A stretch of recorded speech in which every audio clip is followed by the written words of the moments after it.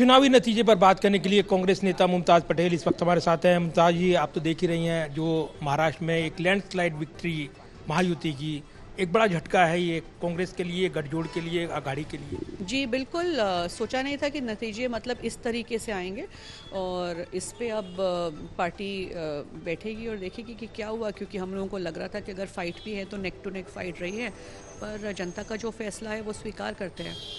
लेकिन इस जो नतीजे के लिए क्या आपको लग रहा है कमोबेशी रह गई कांग्रेस की रणनीति में या गठजोड़ में, क्या कमी आप देखती हैं? नहीं, ऐसा नहीं है। पब्लिक को शायद पब्लिक शायद यही चाहती होगी और हो सकता है कि इनकी रणनीति ज़्यादा मजबूत रही होगी। जो इन्होंने भी लाडली बहन योजना निकाला, औरतें बाहर बड़ी संख्या में निकली हैं वोट करने के लिए, बहुत सारे ऐसे फैक्टर्स हैं, पर इस पे तो पार्टी को इंट्रोस्पेक्ट करना पड़ेगा कि हुआ क्या। संजय राउत ने सवाल उठाए गड़बड़ी की और सुन रहे हैं प्रियंका जी, लैंडस्लाइड विक्ट्री हुई है उनकी वायनाड से, और कांग्रेस पार्टी कर्नाटका में, गुजरात के बाईपोल्स में भी जीत रही है, तो इस पे भी आप जरूर कुछ बोलिएगा। जी, झारखंड में आप जीते हैं, लेकिन एक छोटा राज्य, एक बड़ा राज्य है, एक आर्थिक रूप से समृद्ध राज्य, खासतौर से महाराष्ट्र में काफी नजरें थी। ये एक बड़ा फैक्टर माना जा रहा है कि जो सवाल उठाए गए हैं गड़बड़ी को लेकर, संजय राउत ने कहा है, इसको आप कैसे देखते हैं? नहीं, देखिए, बयानबाजी तो काफ़ी हुई है दोनों तरफ से, और ये जनता ही जानती है कि उनको क्या पसंद आता है, क्या पसंद नहीं आता है, और जो चुनाव के नतीजे हैं वो बिल्कुल विपरीत है जो हमने सोचा था। हम लोगों को, मैंने जैसे कहा कि क्लोज फाइट समझ रहे थे कि कुछ भी हो सकता है दोनों तरफ से, पर ऐसा नहीं हुआ।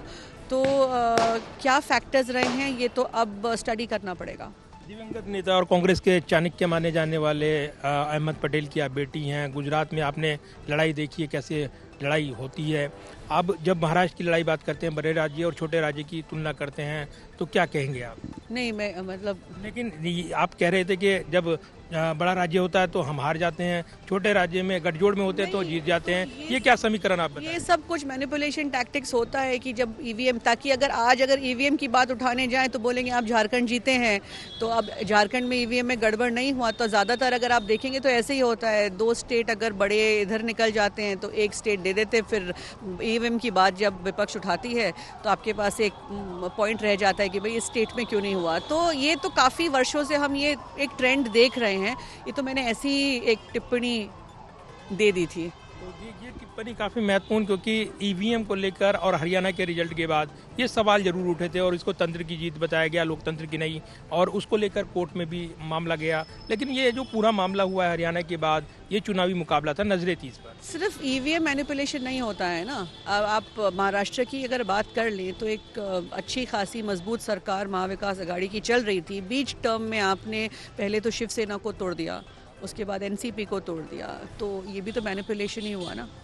और प्रियंका गांधी, उनका तो जीत तय माना जा रहा था, तो ये कैसे टर्निंग पॉइंट बनेगी कांग्रेस के लिए जब दोनों गांधी यानी राहुल गांधी और प्रियंका गांधी सदन के अंदर होंगे? नहीं, बिल्कुल। एक तो पहली बात कि विपक्ष और सरकार जो है, ट्रेजरी बेंचेस हैं, बराबरी का टक्कर है इस बार पार्लियामेंट के अंदर, और उस ऊपर से दो मजबूत आवाज़ जब बोलेंगे विपक्ष की तरफ से तो बहुत फ़र्क पड़ने वाला है। हमारे पास प्रियंका जी होंगी, राहुल जी होंगे, हमारे पास कितने सारे और ऐसे नेता हैं जो इस बार अब से लोकसभा में मजबूती से बोलेंगे।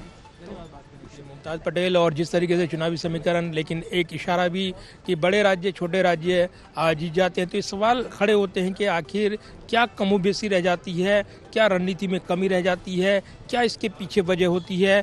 बड़े सवाल उठा रही थी कांग्रेस नेता मुमताज पटेल। कैमरामैन विदाब्री के साथ प्रदीप कुमार, टोटल न्यूज़, दिल्ली।